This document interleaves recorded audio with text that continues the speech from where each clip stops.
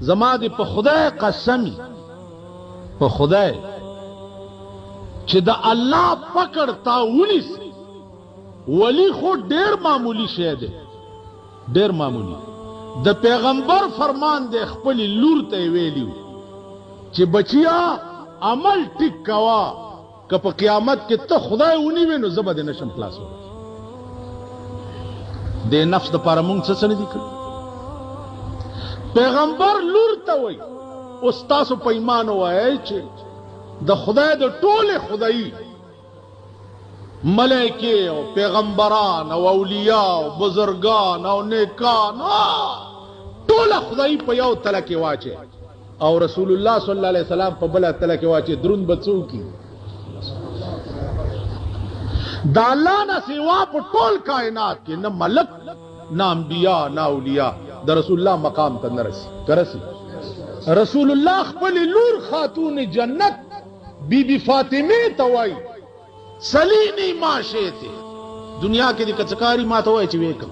خو عمل ټیک کوا بچیا کته په قیامت کې قرآن راونیوې نو زه به دې خلاصولی نشم قرآن خو به هم نیول کوي قرآن به ځان له ګرفتاریانې کوي اے بچیا کته په قیامت کې قرآن ونیوې نو زه به دې خلاصولی نشم ستا په دې ملک او یو ملک پاکستان دی بل چرته صرف تمام عرب ممالکو کې زه ګرځېدلی څومره بدعات او شرکیات چې په پاکستان کې دي په ټوله دنیا کې په بل چرته نشته دا روټي خلاصو ورته دا جوړ کړي دایم جوړ کړي دی خو وګورئ یو زویو د بوډۍ د پیر صاحب یار لاس په نام ورته ولاړو خدمتګار لاس په لاس به ګرځي د دوی سره دواړه خلقې وي دیدن ته امیدواره یو ورځې پیر صاحب ووتو د کوره راشه راشه نن د رب کارونه ګوره دا لږ کمبختې مړ کو خبر لاړو لویه پیره کار دې خړ شو چې لوی پیر راغی ودرېد د یار سر ته په افسوس او په ارمانو ود بهر ته دا بوډۍ مې د پیر خپو کې رغړېدله په افسوس او په ارمان به جړېدله نو پیر صاحب ویلي چې بوډۍ ته ولې جاړې خلقې واړه د مرګ په لوري لاړې